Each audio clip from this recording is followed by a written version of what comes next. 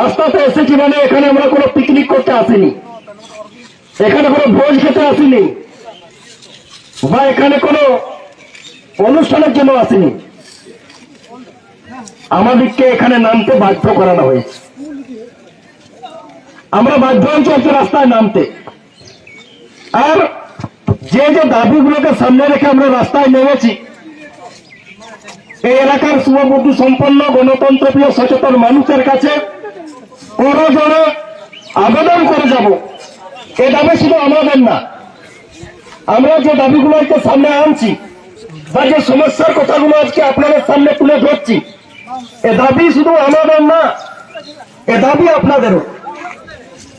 আর যে কথাগুলো বলতে আমরা এখানে এসেছি, গোটা সারেঙ্গা ব্লকে বিভিন্ন অঞ্চলে অঞ্চলে যেসব কথাগুলো চায়ের থেকে আলোচনা হয়, যেসব কথাগুলো কেরামের থেকে আলোচনা হয়, যেসব কথাগুলো পার্টি অফিসে আলোচনা হয়, যেসব কথাগুলো চর্চাতে আলোচনা হয়, খিস্তি খেয়ে আলোচনা হয়, বা গোটা সারেঙ্গা ব্লক এলাকায় বিভিন্ন গ্রামে গ্রামে আজকে জনজীবনের যে সমস্যাগুলো উঠে আসছে, সেই সমস্যাগুলোর কথাই আপনাদের সামনে তুলে ধরতে চেয়েছি।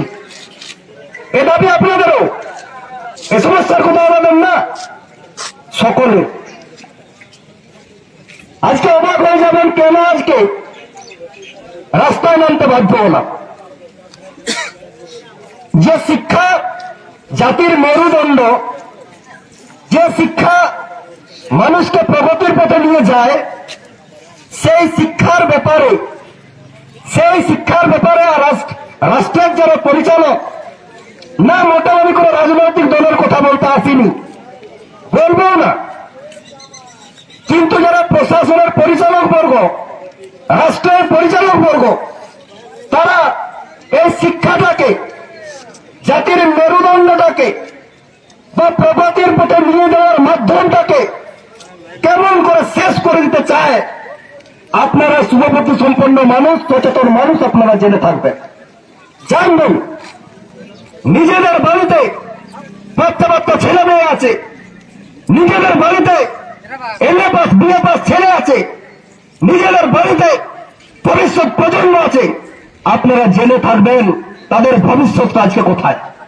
সারা রাজ্যে আজকে যেখানে শিক্ষাটাকে প্রায়োরিটি দেওয়া দরকার ছিল, যেখানে শিক্ষার সুপরিকাঠামো গঠন করার দরকার ছিল, আর আজকে শিক্ষা নিয়ে কি হচ্ছে, কর্মসংস্থান নিয়ে কি হচ্ছে, সর্বোপরি জঙ্গলমহল এলাকার মানুষ আমরা, এখানে সাঁওতালি মাধ্যমে শিক্ষা চলছে নাকি? এই বাঁকুড়া জেলার দক্ষিণ বাঁকুড়াতে সাঁওতালি মাধ্যমে শিক্ষা চলছে। আর সেই শিক্ষা ব্যবস্থা কেমন? একটা হোস্টেল থেকে ছেলে মেয়েরা সকাল সকাল বেরিয়ে গেল থালা হাতে মিছিল করে বিডিও অফিসে। ভাবুন, ভাবাটা অভ্যাস করুন, ওই ছেলেটা হয়তো আপনার বাড়ির নয়, ওই মেয়েটা হয়তো আপনার বাড়ির নয়, কিন্তু ওই রকম ছেলে মেয়ে আপনার পরিবারে আছে। হোস্টেলে খেতে না পেয়ে মিছিল করে থালা ধরে বিডিও অফিসে আসছে না, এটা কোনো বানিয়ে তোলা কথা নয়। আমাদের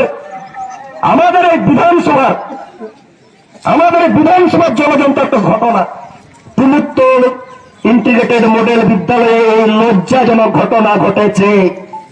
জঙ্গলমহলের শিক্ষিত মানুষ হিসাবে, জঙ্গলমহলের গণতন্ত্রপ্রিয় মানুষ হিসাবে, জঙ্গলমহলের শুভচিন্তক মানুষ হিসাবে আপনি এই দৃশ্যটা দেখতে অভ্যস্ত তো? যদি আপনার বিবেক থাকে, যদি আপনার মূল্যবোধ থাকে, যদি আপনার সততা থাকে, আর যদি আপনি সুশিক্ষিত মানুষ, তাহলে আপনি এই দৃশ্যটা দেখতে চাইবেন না।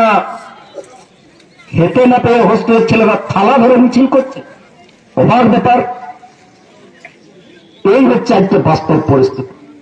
ওই সাঁওতালি মাধ্যমের বিদ্যালয়গুলিতে আজকে না আছে পর্যাপ্ত শিক্ষক, না আছে শ্রেণীকক্ষ, না আছে সেখানে পঠন পাঠনের ব্যবস্থা ভালো, না আছে হোস্টেল ব্যবস্থা। আর হোস্টেল ব্যবস্থা এই এলাকার অনেকেই জানেন, জানার কোথায় যে হোস্টেল ব্যবস্থা এসসি এসটি ছাত্র ছাত্রীদের পঠন পাঠনের সাথে অন্যান্য ভাবে জড়িত। আমরা যারা একটু মাইকে ধরতে আজকে কথা বলতে শিখেছি, মাইকে ধরে কথা বলছি, বা আমাদের এই প্রজন্মটা যারা এখানে ওখানে কর্মসংস্থানে জড়িয়ে পড়েছে, আমরা সব হোস্টেলের প্রোডাক্ট। আদিবাসীদের শিক্ষার সাথে হোস্টেল ব্যবস্থা অঙ্গাঙ্গি ভাবে জড়িত। আর সারা রাজ্যে আজকে হোস্টেল ব্যবস্থা ভেঙে তছনছ হয়ে গেছে। আপনি আপনার এলাকার যে কোনো হাই স্কুলের কাছে যান, অধিকাংশ হোস্টেল এক সময় চলতো, এখন চলছে না। কেন চলছে না? কি কারণে চলছে না? কর্মজীবতে হোস্টেলগুলো বন্ধ হলো। আরো বলার আছে, সামনে পিআরএমএস কলেজ, এই কলেজের হোস্টেল একটা গর্ব। এই কলেজের হোস্টেল এক সময়ের গর্ব ছিল। আর আজকে হোস্টেলের দুরবস্থার জন্য দায়ী কারা? ওই হোস্টেল আজকে কি চলছে? ওই হোস্টেল ব্যবস্থা নিয়ে আজকে কেন এতটা মজা হচ্ছে? একজন শুভবুদ্ধি সম্পন্ন মানুষ হিসেবে এই প্রশ্ন আপনাকে, আপনার মনে প্রশ্ন জাগাতেই হবে। এইসব বিষয়কে সামনে রেখে আজকে আমরা রাস্তায় নেমেছি। আজকে অবাক হয়ে যাবেন, এই সময়কালের মধ্যে দাঁড়িয়ে আবাস যোজনার যে দুর্নীতি, সেই দুর্নীতি থেকে আদিবাসী সমাজ বা আদিবাসী মানুষরা রেহাই পায়নি। আজকে অবাক হয়ে যাবেন, এই আবাস যোজনার দুর্নীতি নিয়ে যেন কম্পিটিশন চলছে। গ্রামে গ্রামে, অঞ্চলে অঞ্চলে, পাড়ায় পাড়ায় কে কত আবাস যোজনার টাকা লুট করতে পারবে, তার একটা কম্পিটিশন চলছে। আপনারা চোখ কান খোলা রেখে দেখুন, দুদিন আগে একটা বহুল প্রচারিত সংবাদপত্রে এই সারেঙ্গা ব্লকের কুলালবাড়ি অঞ্চলের দুটো গ্রামের কথা উঠে এসছে। এই নতুন মঞ্চিল দলেরও কিছু কিছু গ্রামের কথা উঠে এসছে। অবাক হয়ে যাবেন, আজকে সরকারি সম্পত্তিকে, সরকারি টাকাকে কেমন করে লুটপাট করতে হয়, এই আবাস যোজনা না থাকলে আমরা জানতে পারতাম না। আমরা লজ্জিত হয়েছি এই কারণে যে রাষ্ট্র ব্যবস্থার দায়িত্ব সাধারণ মানুষের কাছে পরিষেবা পৌঁছে দেওয়া, যে রাষ্ট্র ব্যবস্থার দায়িত্ব সাধারণ মানুষের হাতে পরিষেবা পৌঁছে দেওয়া, সেই রাষ্ট্র ব্যবস্থার যে কাঠামো, সেই কাঠামোটায় যদি দুর্নীতিতে ভরে যায়, তাহলে সাধারণ মানুষের কাছে পরিষেবা পৌঁছানোটা কোনো মতে হবে না। আজকে অস্বীকার করতে পারবেন? মাইক ধরিয়ে আজকে সত্যি সত্যি কথাই বলতে এসছি। নাম ধরে বলবো এরপরে। এই এলাকার যত দুর্নীতিগ্রস্ত নেতা আছেন, কান খুলে শুনে রাখুন। আগামী দিনের নাম ধরে ধরে পোস্টারিং করব, নাম ধরে ধরে মাইক ধরে বলবো। শুধরে যান। আবাস যোজনাতে কে কত দুর্নীতি করেছেন? বিডিও অফিসের কোন আধিকারিক, কোন কর্মচারী এই আবাস যোজনার দুর্নীতির সাথে জড়িত? এই এলাকার ছোট বড় মেজ সেজ তাদের যে দলেরই হন না কেন, কত টাকা লুট করেছেন, সেই লুটের টাকাটা কিন্তু আপনি সহ্য করতে পারবেন না। আগামী দিনে সাধারণ মানুষকে সাথে নিয়ে আপনাদেরকে টেনে বার করে গণধোলায় যাওয়ার ব্যবস্থা আমরাই করব। নাই মাইক ধরে কথাগুলো কাউকে আমি বাড়াবাড়ি কিছু বলতে আসেনি। আজকে এত রুয়া কথা বলতে বাধ্য হচ্ছি।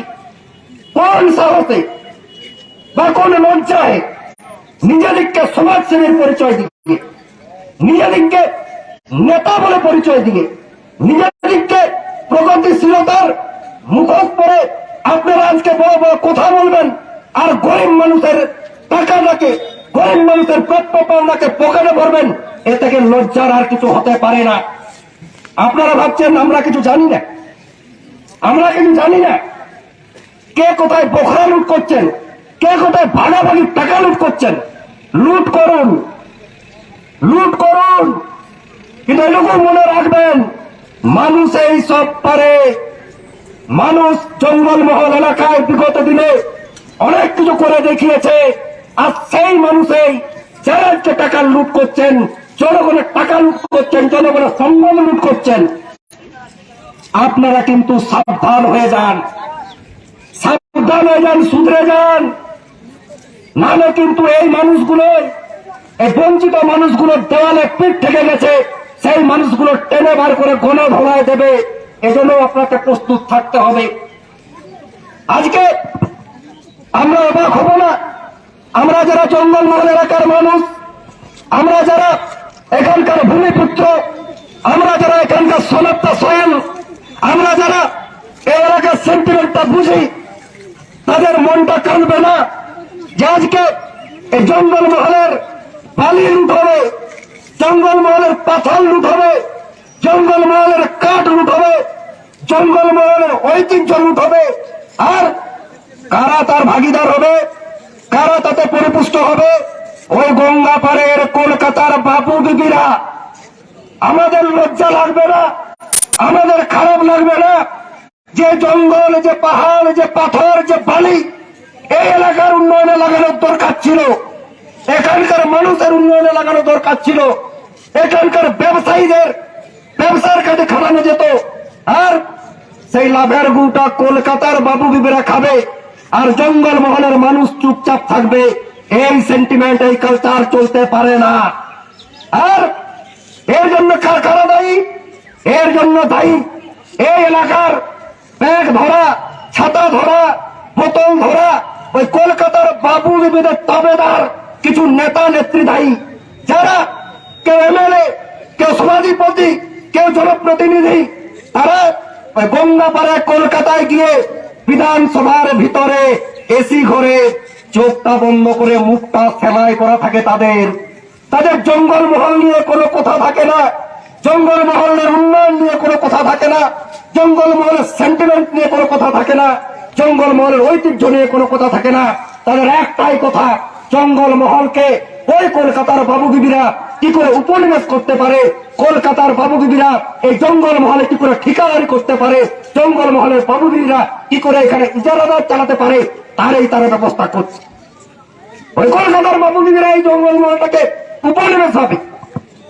এই কালচার চলতে পারে না, এই কালচারটা বদলাতে হবে। আর এই কালচার শুধু আদিবাসীরা বদলাবে না, এই কালচার শুধু আদিবাসীরা বদলাবে না। আপনারা শুভবুদ্ধি সম্পন্ন গণতন্ত্রপ্রিয় মানুষ, একবার ভাবুন না, একবার ভাবুন আজকে কলকাতার বাবু বিবিরা কোন চোখে জঙ্গলমহলকে দেখে, কোন দৃষ্টিভঙ্গিতে কোন আমাদের এই জঙ্গলমহলকে দেখে। শুধু জঙ্গলমহলের উন্নয়ন, শুধু জঙ্গলমহলের হাসি। তো আজকে জঙ্গলমহলের হাসিটা আমি নারীকে নিমন্ত্রণ জানাচ্ছি, আজকে জঙ্গলমহলে একটু ঢুকে আসুন না। জঙ্গলমহলে আজকে শীতের মরশুম, একটু ঘুরতে আসুন। রাস্তায় রাস্তায় উন্নয়ন কেমন হাসছে, রাস্তায় রাস্তায় উন্নয়ন কেমন দাঁড়িয়ে আছে, আমি ওদেরকে আমন্ত্রণ জানাচ্ছি। এই হচ্ছে আজকের বর্তমান পরিস্থিতি, এই হচ্ছে আজকের অবস্থা, এই হচ্ছে আজকের কালচার, এই হচ্ছে আজকের সেন্টিমেন্ট। আর এই হচ্ছে রাজনীতির অতি সক্রিয়তা, রাজনীতির অতি সক্রিয়তায় আদিবাসী মানুষরা বলি হয়েছে।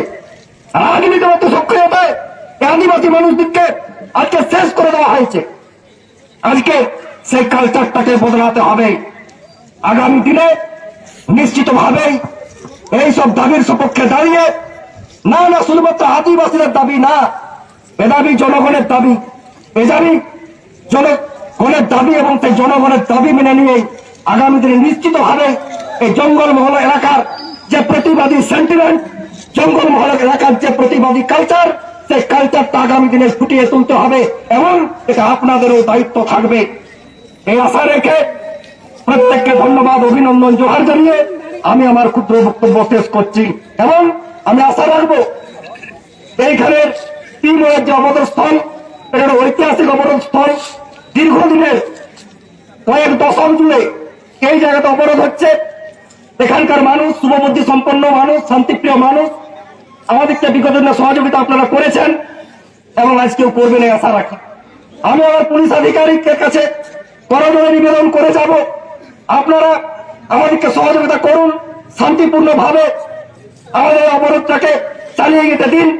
এবং আমরা এটাও বলে যাচ্ছি, আমরা রাস্তাতে নামিনি, আমাদেরকে রাস্তায় নামতে বাধ্য করেছেন, আর যারা রাস্তায় নামতে বাধ্য করেছেন তারাই ঠিক করবেন তারা কেমন ভাবে আমাদেরকে এই রাস্তা থেকে তুলবেন।